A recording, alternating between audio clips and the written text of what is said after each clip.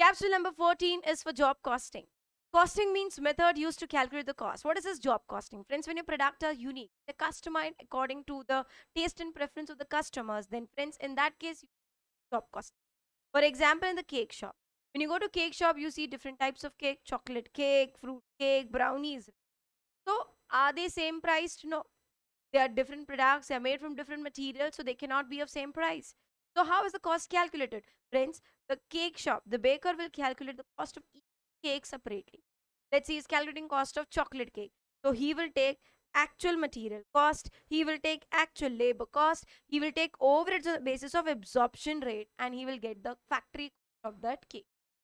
Okay, so this is how the cost calculation is done for each cake in the cake shop.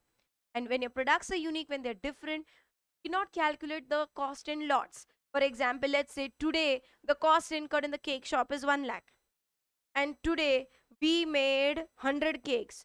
So let's price our cake as 1000 per cake. No, friends, we cannot do this, because the 100 cakes that we made today, they are altogether different from each other. Okay, when products are unique, when they are different, you have to use job costing, calculate the cost of each product individually. Okay, in the cake shop, you'll find that chocolate cake is priced 500, fruit cake is priced 400, your brownie is priced 600, because they are differently priced, because the products are different. Okay, so in cake shop, what we use is job costing.